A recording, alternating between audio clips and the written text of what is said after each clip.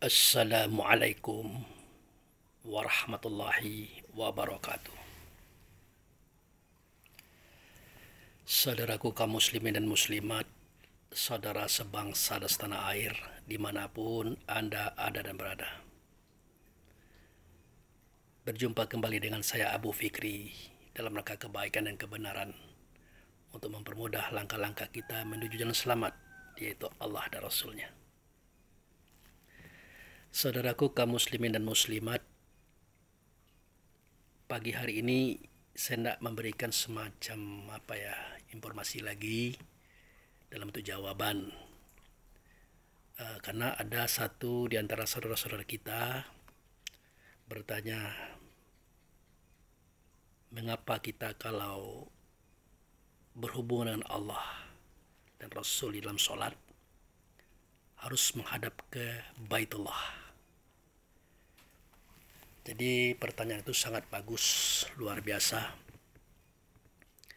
karena tidak banyak orang yang ingin tahu apa itu Baitullah dan mengapa harus menghadap Baitullah.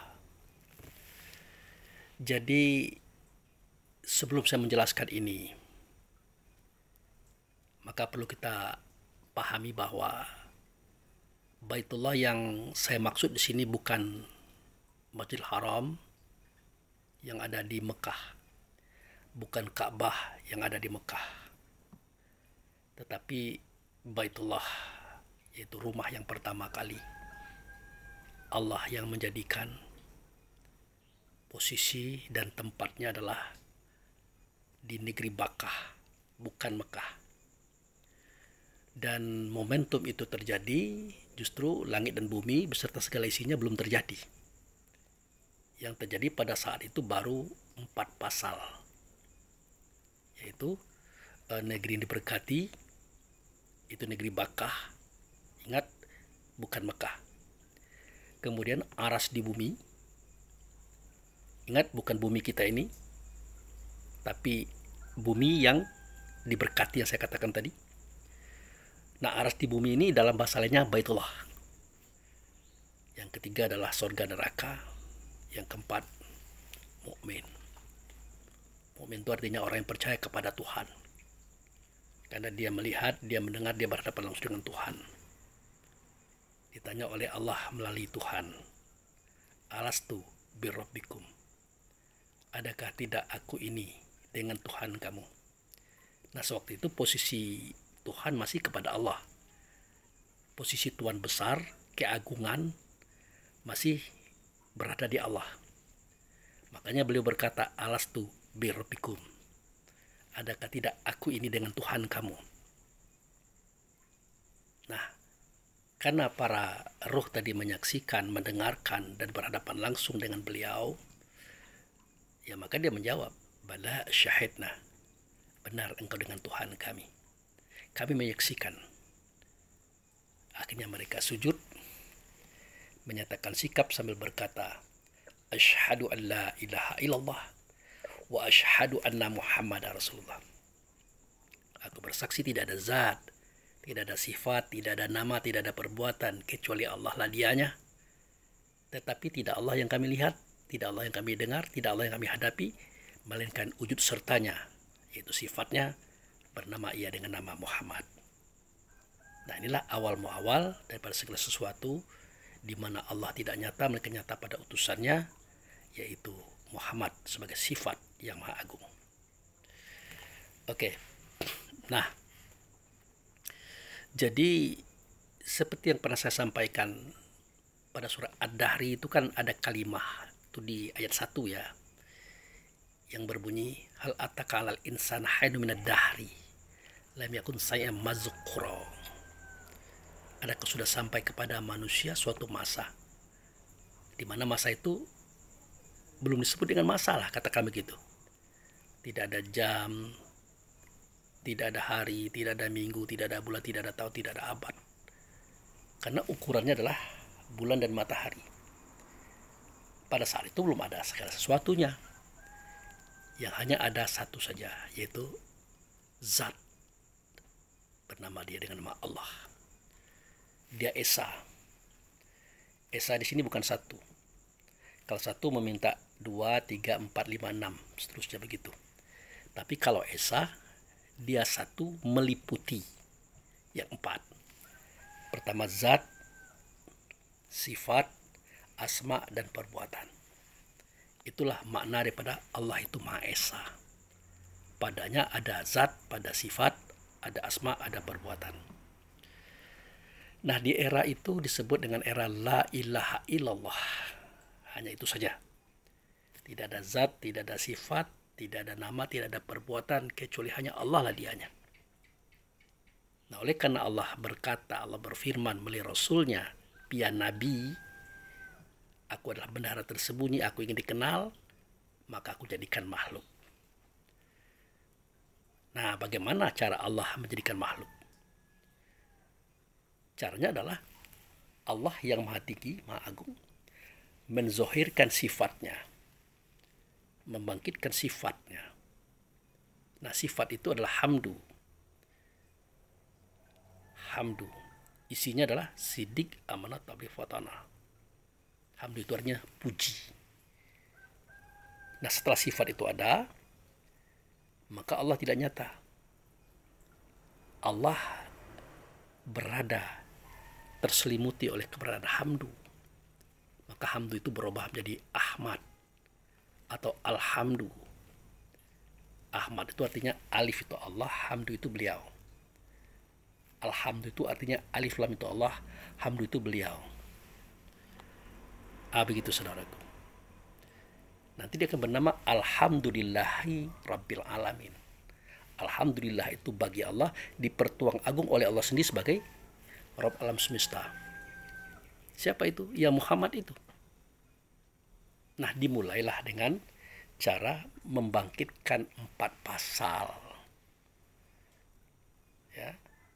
Namun ingat, era itu tidak la ilaha illallah lagi, tetapi sudah berubah atau bertambah ianya menjadi la ilaha illallah Muhammad Rasulullah. Tidak ada zat, tidak ada sifat, tidak ada nama, tidak ada perbuatan kecuali Allah lah dianya. Tetapi tidak nyata Allah, yang nyata adalah utusannya, namanya Muhammad. Jadi di era ini Allah tidak sendiri lagi, tapi sudah bersama dengan Muhammad sebagai wujud sertanya. Nah, dari Muhammad inilah dijadikan 4 pasal. Inilah kejadian yang disumberkan, yang dimunculkan, yang dizohirkan daripada Muhammad itu sendiri. Pertama, negeri yang diberkati. Ini negeri Bakkah, saudaraku. Ingat, Bakkah ini bukan Mekah ini. Karena langit dan bumi beserta isinya belum ada, apalagi kota Mekah belum. Ya, yang kedua, aras di bumi. Nama lainnya adalah Baitullah atau rumah yang Allah buat. Ketiga, surga neraka. Keempat, mukmin yang saya ceritakan tadi. Nah, setelah terjadi bumi yang diberkati, aras di bumi, surga neraka, mukmin tadi, maka keempat-empatnya tadi adalah nurnya Muhammad. Muhammad itulah nurnya Allah. Allah Maha Nur. Dikisahkan oleh Allah dan Rasul bahwa seketika Allah menjadikan yang 4 pasal ini, kita bahas negeri Bakkah dan Baitullah. Itu ceritanya ada pada surat Ali Imran ayat 96-97. Bunyinya, inna awwala baiti wudi alinasi lalazi bi Bakkah mubaraka wa hudalil alamin fihi ayatu bainatu maqama Ibrahim mandakalhu kana amina. Nah, ini awal daripada yang ditanyakan oleh saudaraku tadi. Sesungguhnya akulah, kata Allah, yang menjadikan rumah. Rumah itu ada di negeri Bakkah. Rumah itulah rumah yang pertama. Artinya belum ada rumah sebelum rumah itu. Itu saudaraku. Diberkati rumah itu. Tidak ada hawa, tidak ada nafsu, tidak ada dunia, tidak ada setan padanya. Berarti dunia memang belum ada sama sekali. Hudalil alamin. Rumah itu petunjuk bagi alam semesta. Kenapa? Karena petunjuk dan agama tidak di Allah lagi, tetapi sudah jatuh kepada Dia yang serta Allah. Dia yang wujud Allah, Dia adalah sifat Allah, Dia adalah Muhammad. Makanya dikatakan huwallazi arsala rasulahu bil huda wa dinil haq. Dia itu Allah mengutus Rasul. Rasul ini membawa petunjuk, Rasul ini membawa agama. Jadi petunjuk dan agama tidak di Allah, tapi ada di Rasul. Nah, dia ada dalam rumah itu, Rasul tadi. Muhammad itu, saudaraku. Nah, itu dia. Ini ada pada surah As-Saff ayat 9 itu. Nanti saudaraku lihat di situ. Ya, bahwa dia yang mau petunjuk, dia membawa agama itu utusan. Ingat, utusan di sini bukan sembarangan utusan. Rasul yang dirasulkan hanya satu, saudaraku, yaitu Muhammad. Kalau Adam sampai Isa atau 124.313 nabi rasul yang lain-lainnya itu bukan rasul yang dirasulkan, tetapi rasul-rasul. Kalau rasul yang dirasulkan itu artinya rasul yang Allah sendiri bangkitkan daripada sifatnya. Kalau rasul-rasul itu adalah rasul yang diutus oleh Rasul. Adam, Idris, Nuh, Hud, Lut, Saleh, ya, sampai Isa itu adalah Rasul yang diutus oleh Rasul. Rasul mana? Rasul yang Muhammad tadi. Muhammad lah yang mengutus mereka ke alam semesta ini. Dan mereka tidak akan bertemu dengan Allah. Kalau bertemu juga pasti bertemu dengan Muhammad yang Rasul dirasulkan tadi. Gitu, saudaraku. Ini yang perlu kita pahami. Betapa tingginya Muhammad itu di alam semesta, di hadapan Allah dan Rasul itu sendiri. Ya. Nah, jadi alam semesta kalau minta petunjuk ke rumah itu. Karena dalam rumah itu ada Rasul yang dirasulkan namanya Muhammad. Di tangannya petunjuk, di tangannya agama. Muhammad inilah yang mengutus Rasul dari Adam sampai ke Isa, dari Nabi sampai ke Wali, sampai kepada kita hari ini. Gitu. Nah, kemudian dikatakan lagi, fihi ayatu bainatu maqama Ibrahim.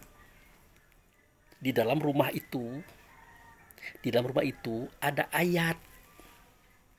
Satu di antaranya tempat tegak Ibrahim. Nah, ayat di sini bukan tulisan, bukan catatan, bukan cerita, tapi ada bendanya, ada barangnya, ada wujudnya. Nah, yang dimaksud dengan ayat itu adalah roh, saudaraku. Yang dimaksud dengan ayat itulah diri kita sebenarnya diri, yaitu rasa. Nah, makanya seketika Nabi Muhammad berkata, zalikal kitabu la raiba fihi hudal muttaqin. Sedemikian itu kitab tidak ada keraguan padanya, petunjuk bagi orang bertakwa. Itu kan dikejar oleh sahabat. Ya Rasulullah, mahwal kitab. Apa itu kitab? Karena Nabi ini kan tidak pernah megang buku, tidak pernah membaca buku, tidak pernah nulis di atas buku, tidak pernah. Tapi dia ngomong kitab, ditanya oleh sahabat. Nah, dijawablah oleh beliau, Alkitabul Quran.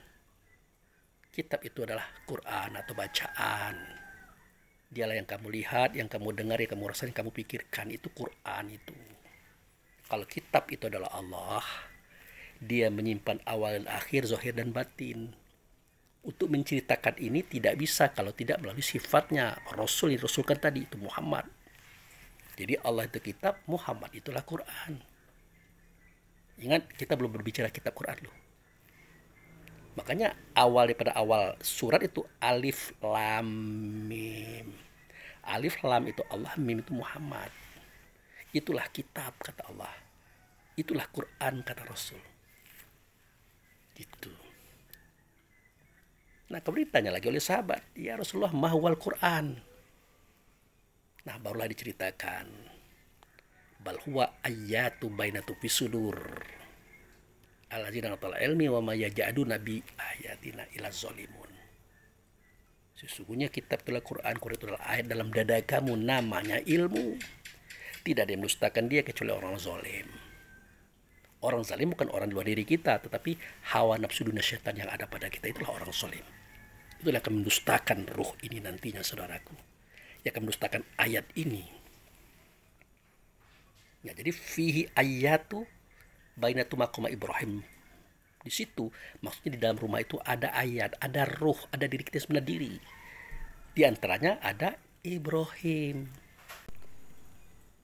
Jadi siapakah Ibrahim itu dalam ayat tadi? Nah, masalah Ibrahim itu dijawab oleh Allah Rasul via nabinya, ada pada surah Al-Baqarah. Nanti dilihat sejarahnya, ada pada ayat 124, 125. Di situ ada kalimat yang berbunyi begini. Wa izbatala Ibrahim rabbuhu bikalimati fa'atammahunna. Qala inni ja'iluka imamma linnas. Ingatlah seketika aku menguji Ibrahim dengan beberapa kalimat. Nah, dia bisa menyelesaikannya dengan baik. Maka aku nyatakan kepada Ibrahim, aku jadikan engkau itu imam bagi semua manusia. Jadi imam itu artinya orang yang ada di depan. Asalnya amama, di depan. Jadi imam itu artinya orang yang ada di depan. Di depan siapa? Ya di depan kaumnya, keturunannya, turayannya, dalam hal ini termasuk kita. Nah, itu saudaraku. Nah, jadi di dalam rumah itu Ibrahim itu adalah imam. Sedangkan ruh-ruh yang lain termasuk ruh kita itu adalah makmum.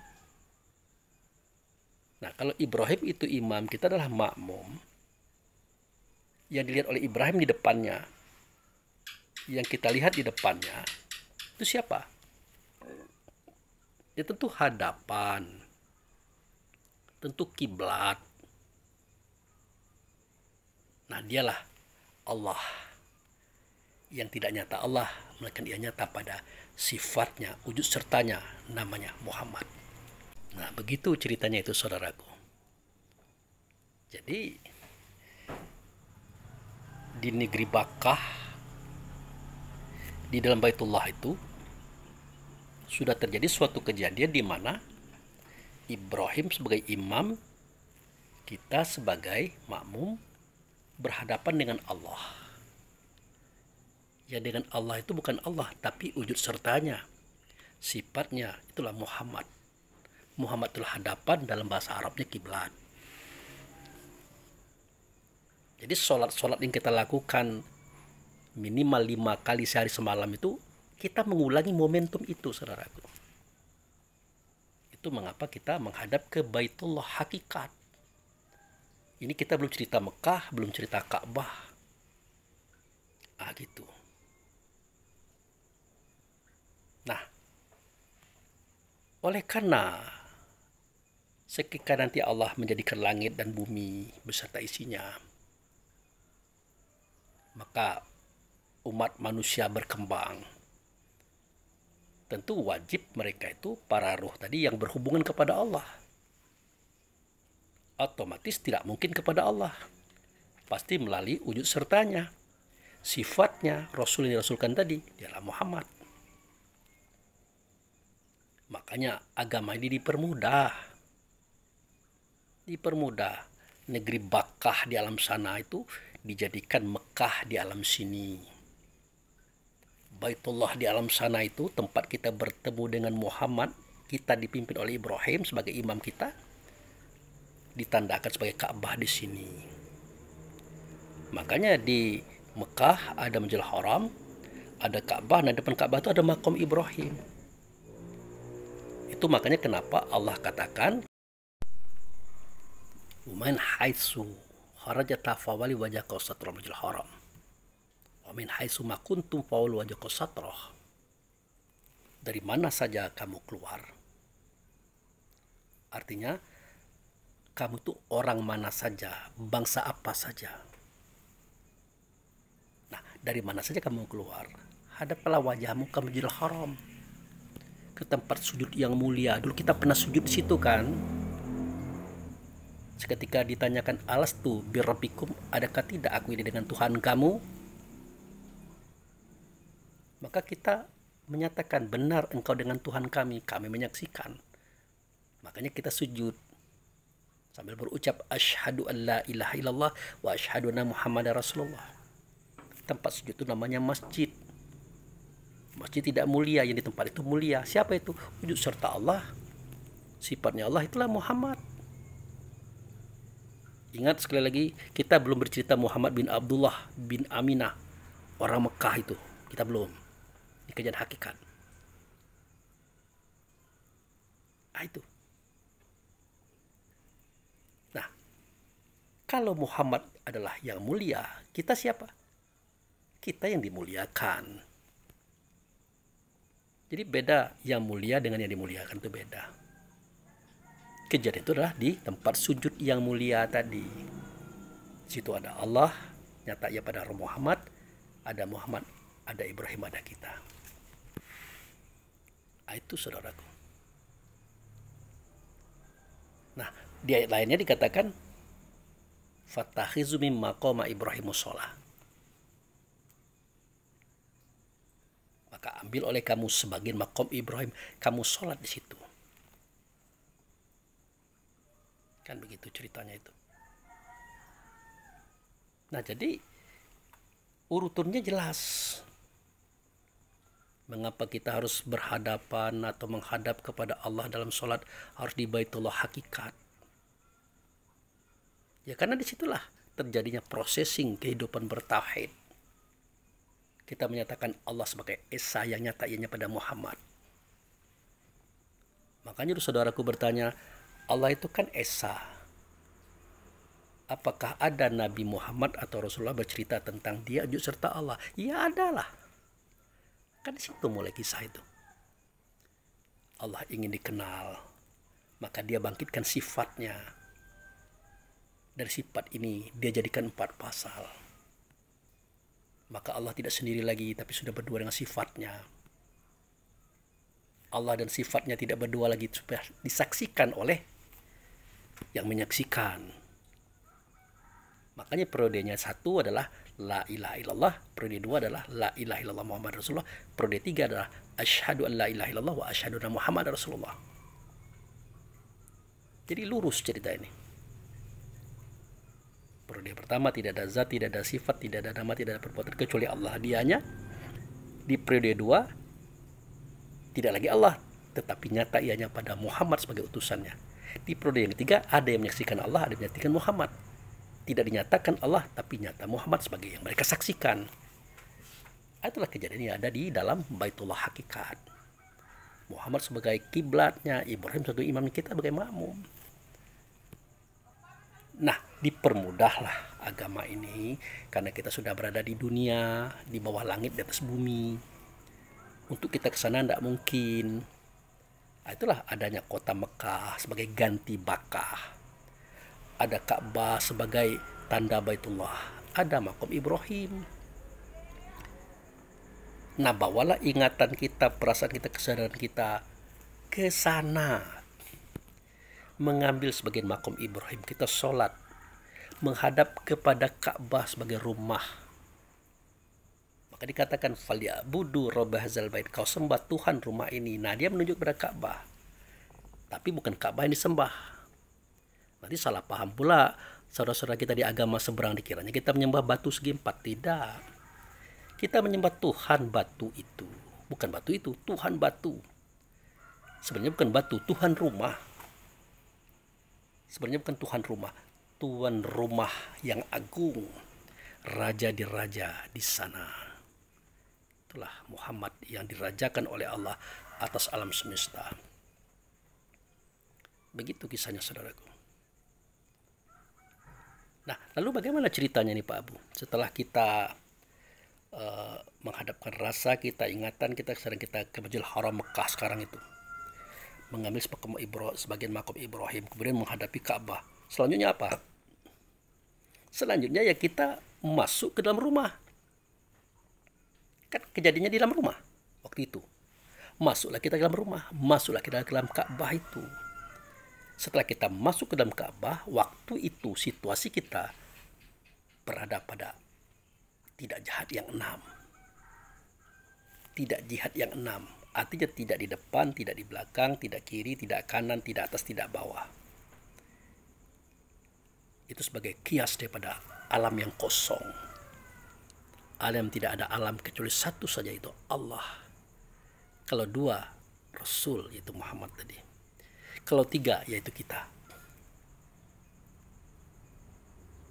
Nah, ini diceritakan Allah dalam Al-Quran, kisah tentang kita masuk rumah yang kosong itu, saudaraku. Ada kisahnya itu. Oke, kita lihat ayatnya ya. Ini ayatnya ya. Laisa alaikum junnahun an tadkhulu buyutan ghaira maskunahi fiha mata'un lakum. Wallahu ya'lamu ma tabduna wa ma taktumuna. Kita bacakan ya. Itu bahasa Arab tuh, bahasa orang asing kata kalau begitu ya, bukan bahasa kita. Kalau bahasa kita mungkin lancar, kalau bahasa Arab kurang lancar, maklum saja. Oke. Nah, kalau bahasa kita begini, tidak ada dosa atasmu memasuki rumah yang kosong, yang tidak ada penghuninya. Nah, yang di dalamnya ada kepentingan kamu.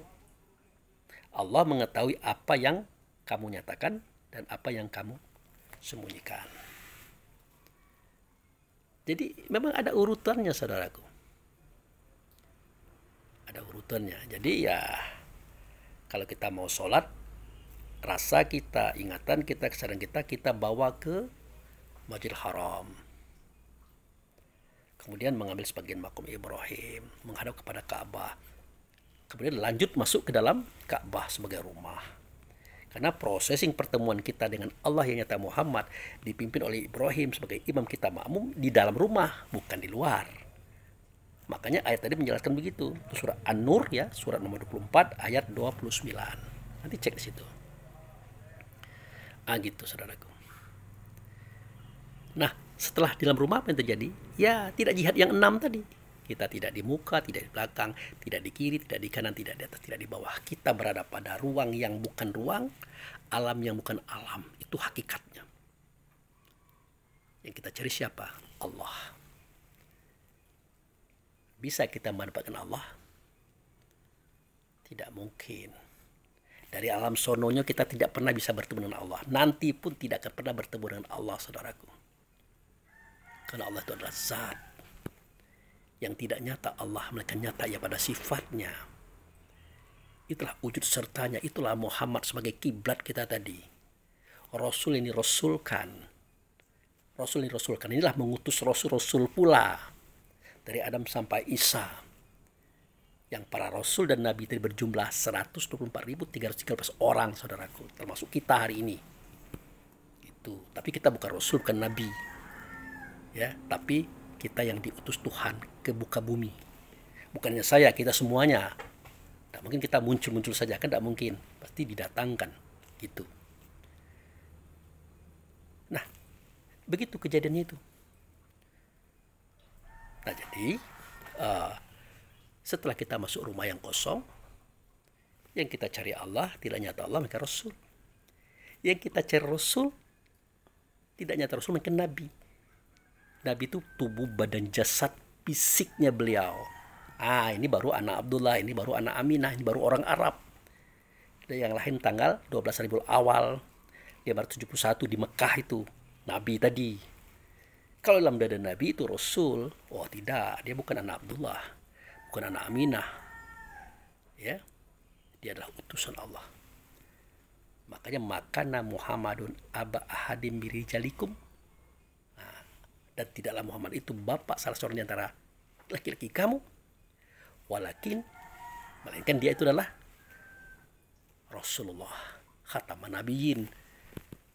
Melainkan dia adalah utusan Allah yang datang dari Allah, masuk ke dunia, masuk ke tubuh emaknya, dalam kandungan emaknya, masuk ke tubuhnya, diperiksa hati. Nah, adalah dia itu berada dalam kesudahan nabi-nabi. Dia itu Rasul. Bukan bapak laki-laki, bukan bapak perempuan, bukan suami istri-istrinya. Rasul. Ada di tubuh badan jasad kesudahan nabi-nabinya. Itulah Muhammad bin Abdullah bin Aminah orang Mekah tadi, saudaraku.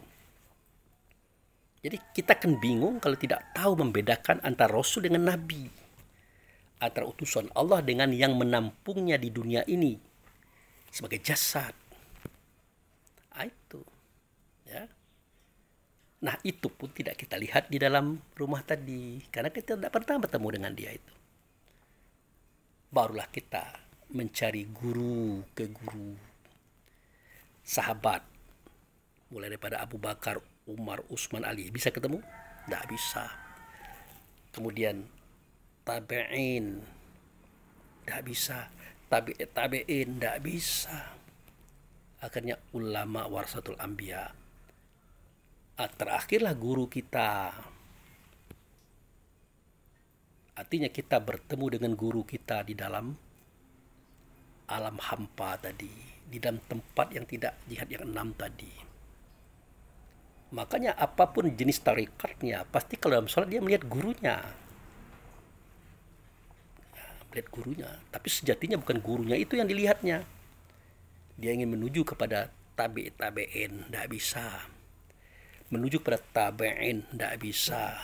Menuju kepada sahabat, tidak bisa. Menuju kepada Nabi, tidak bisa. Menuju kepada Rasul, tidak bisa. Menuju kepada Allah, tidak bisa. Satu-satunya adalah guru yang mengajarkan pelajaran ini. Tapi kan itu menyimpang, Pak Abu Fikri. Siapa yang bilang menyimpang? Kan kita diperintah untuk menghadap kiblat. Usolli, sengaja aku sholat. Subhi rakaataini, sholat subuh 2 rakaat. Mustaqbila kiblatan, menghadap kepada hadapan, yaitu Allah. Bisa? Tidak bisa. Rasul bisa? Tidak bisa. Nabi bisa? Tidak bisa. Sahabat bisa? Tidak bisa. Tabi'in bisa? Tidak bisa. Tabi'in bisa? Tidak bisa. Para wali? Tidak bisa. Yang bisa adalah guru kita. Begitu, saudaraku. Nah, kenapa Pak Abu Fikri berani menceritakan ini? Kan kalau ketahuan orang kan heboh. Nanti dibilang pula kita menistakan agama. Enggaklah. Karena Nabi Musa mengalami kisah ini. Coba saudaraku lihat pada surat Toha, surat nomor 20 ayat 14. Kan jelas kalimat itu. Berkata Allah. Dalam ayat itu berkata Allah.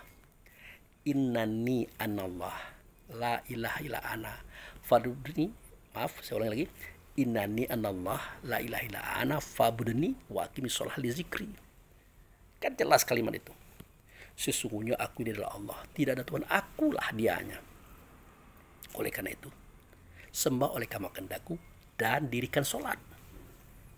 Dalam sholat nanti yang kau ingat adalah aku, kata dia kepada Musa. Jadi Allah mengajarkan kepada Musa kalau sholat nanti yang dia ingat, yang dia lihat, yang dihadapi dalam sholat itu adalah dia. Waqimis shalah li zikri. Dirikan sholat untuk mengingat aku. Di dalam sholat itu aku loh yang kamu ingat. Nah, oleh karena kita kurang berpikir dengan akal kita, kita kira itu Allah yang ngomong kepada Musa. Padahal bukan. Dia itu hanya mengatakan kata Allah, menyampaikan pesan Allah kepada Musa. Tidak boleh ditambah, tidak boleh dikurang, kalimatnya begitu. Lalu siapa dia? Ya, dia itu yang berbentuk, yang berupa, yang bersuara, berkata, sehingga bisa diingat oleh Musa. Kalau Allah tidak berbentuk, tidak berupa, tidak bersuara, tidak berkata, maka dia mengutus Rasul. Mengutus sifatnya, wujud sertanya, itulah Muhammad. Berarti yang dilihat oleh Musa itu bukan Allah. Yang bertemu dengan Musa itu bukan Allah, melainkan utusan Allah. Rasul yang dirasulkan tadi. Wujud sertanya, sifatnya itulah Muhammad Rasulullah. Bukan Muhammad bin Abdullah, keliru kita. Muhammad Rasulullah. Beliau Adam dada Nabi, dalam dada Muhammad bin Abdullah. Tapi dia bukan anak Abdullah, tapi dia adalah yang datang daripada Allah. Justru dia adalah bapak semua ruh.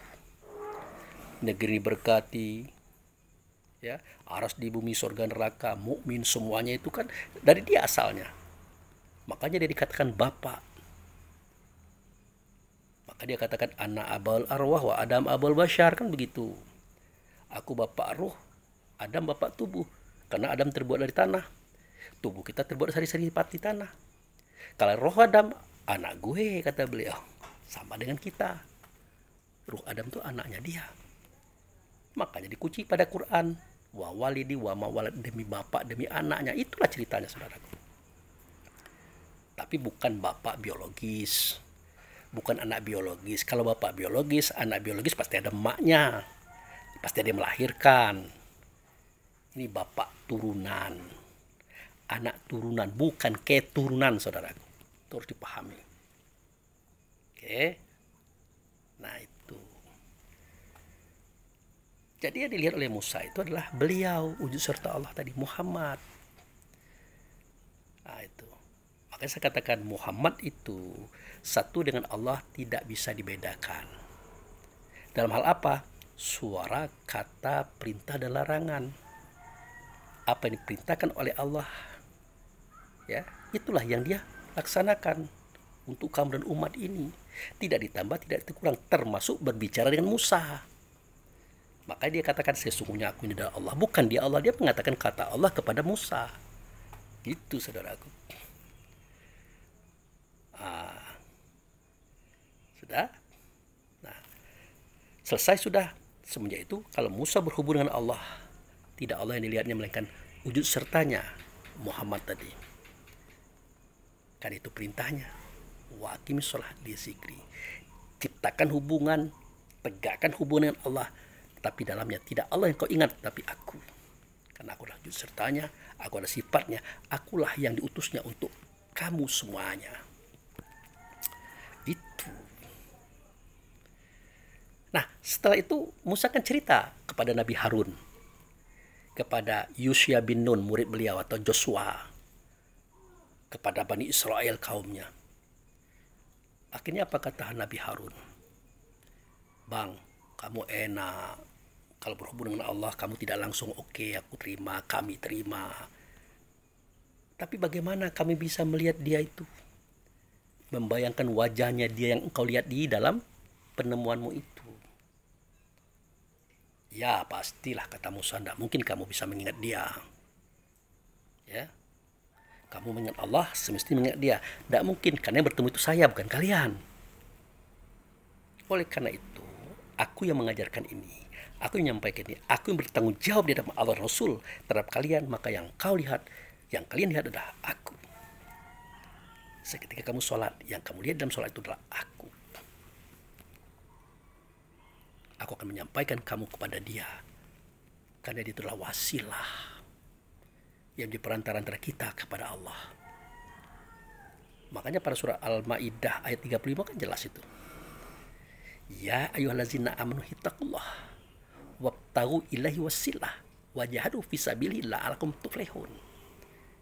Wahai orang beriman, bertakwalah kamu kepada Allah, cari oleh kamu wasilah menuju Allah, berjuang kamu mencarinya. Kalau kamu bertemu pasti kamu menang. Kenapa menang? Ya karena bertemu dengan Allah, tentu melalui beliau. Maka tidak ada doa yang bisa kita panjatkan kepada Allah tanpa bersolawat kepada beliau, saudara. Bersolawat itu artinya berhubungan dengan beliau, karena beliau menyampaikannya. Bukan kita langsung, tidak ada itu. Tidak benar. Kan beliau sendiri mengkritik dalam Al-Quran itu. Apa bunyinya? Qad naro taqalluba wajhaka fis samai fala nuwalliyannaka qiblatan tardoha. Aku lihat kamu kalau berdoa menghadap ke langit, memohon menghadap ke langit. Ya tidak begitu, kata Rasulullah. Hadapkanlah wajahmu kepada kiblat yang kamu senang dengannya, kamu ridho kepadanya. Tetapi di Masjidil Haram. Itu. Nah, apa itu langit? Langit itu kias. Bahasa kiasan, saudaraku. Tinggi, besar, tidak berbentuk, tidak berupa. Dalam bahasa lainnya, aku lihat kamu itu kalau berdoa, memohon yang menghadap kepada Allah. Tidak begitu. Hadapkanlah wajahmu itu kepada kiblat, kepada hadapan. Kamu senang dengannya, kamu ridho kepadanya. Dia menunjukkan dirinya, saudaraku. Itu pun pakai aling-aling, pakai kias pula. Takut nanti dapat fitnah. Kalau yang cerdas dia tahu, oh berarti kita menghadap beliau dalam sholat kita. Kita menghadap beliau dalam doa kita. Kalau yang tidak mengerti, dia meraba-raba. Makanya diiyakan oleh Nabi, oh boleh, tidak apa-apa kamu menghadap ke langit. Maka tersisalah paham-paham itu sampai sekarang. Kita kira begitu, padahal bukan begitu. Nah inilah cara Nabi, cara bijak beliau dalam mendidik dan membina. Ada diiyakan, ada ditidakkan. Diiyakan bagi mereka yang awam. Boleh ya Rasulullah menghadap ke langit? Boleh, silakan. Tapi bagi mereka yang sudah ahli, sudah dalam pemikiran, oh tidak begitu. Kamu tidak akan mungkin sampai kepada Allah kalau tidak melalui aku. Bukan hanya di sini loh, di alam sono pun Allah tidak pernah menjumpai kalian secara langsung. Aku yang diutusnya, aku yang dibangkitkannya untuk berhadapan dengan kamu. Makanya aku adalah Rasul yang dirasulkan. Makanya aku berkata, alastu birabbikum, adakah tidak aku ini dengan Tuhan kamu? Kalian pula menjawab, bala syahidna, benar engkau dengan Tuhan kami. Artinya, ya dia itulah yang kita hadapi. Tidak Allah. Apa ada ayatnya begitu Pak Abu? Ada. Oke, kita lihat. Oke. Nah, ini ayatnya ya. Ini surat Asy-Syu'ara, surat nomor 42 ayat 51. Ya, bunyinya begini. Wa ma kana li basyarin ayyukallimahullahu illa wahyan ami waroi hijabi au yursila rasula wa yuhya bi iznihi mayasya'u innahu aliyul hakim. Nah, ini perhatikan kalimat ini. Tak mungkin bagi manusia bahwa Allah berkata-kata dengan dia secara langsung, kecuali dengan cara perantara wahyu atau di belakang tabir, atau dengan utusan yang diutus lalu diwahyukan kepadanya dengan izin Allah dan apa yang ia kehendaki. Sesungguhnya Allah itu maha tinggi lagi, maha bijaksana. Itu kalimatnya, itu pelajarannya. Tak mungkin Allah langsung kepada kita. Lalu apa itu Pak Abu yang dimaksud dengan di balik tabir? Di balik tabir itu artinya kias. Allah yang bersuara, Rasul yang bersuara, tapi tidak nyata suara itu, melainkan nyata pada tabir. Tabir itu adalah kias. Dia menunjukkan kepada diri kita pada diri. Ruh tadi. Atau dari orang lain, ruhnya yang ngomong, tapi melalui orang itu. Itu tabir. Begitu saudaraku. Nah, ini yang perlu kita pahami. Ya. Nah, jadi itulah alasannya kenapa kita sholat itu menghadap ke Baitullah. Untuk mengulangi kembali kisah-kisah dahulu. Kita datang dari Allah. Ya, dari tempat itu. Fihi ayatu. Di dalam rumah itu ada ayat. Itulah kita. Nah, setelah kita turun ke dunia, masuk ke kandungan mak kita, masuk ke dalam tubuh, terpari di hati, lahir kita, habis masa hidup kita, kembali lagi ke situ semestinya. Makanya jalan itu jangan sampai tidak diulang-ulang. Ya, kalau kata orang tua kita apa itu? Pasih jalan karena sering dilalui ya. Pasih kaji karena diulang-ulang. Itulah maknanya saudaraku. Kita mengulang-ulangi pertemuan kita di alam sana, di dalam sholat tadi, supaya nanti kita habis masa hidup kita, kembalinya kita ke tempat semula. Itu paham dan makna daripada inna lillahi wa inna ilaihi rajiun. Gitu. Tapi Pak Abu, jangan dulu dimatikan videonya, jangan diberhentikan dulu. Kami pengen tanya lagi misalnya. Ya. Apa sih faedah yang lain misalnya? apa faedah yang lain? Atau apa manfaat yang lain selain pada Pak Abu ceritakan ini? Oke, saya ulangi lagi.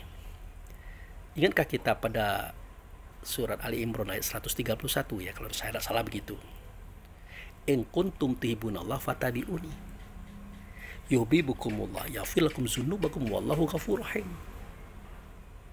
Kalau kamu mencintai Allah, ikut saya, kata beliau, supaya Allah mencintai kamu pula dan diampuni dosa. Kalau ikut saya, kalau tidak ikut, berbahaya. Tidak dikasihi, tidak disayangi, tidak dicintai, dan tidak diampuni dosa. Kalau tidak ikut. Nah, bagaimana mengikut beliau? Tidak bisa. Jangankan Rasulnya, Nabinya aja sudah mati, terkubur di Madinah. Apalagi Rasul sudah kembali ke tempat semula. Kan begitu.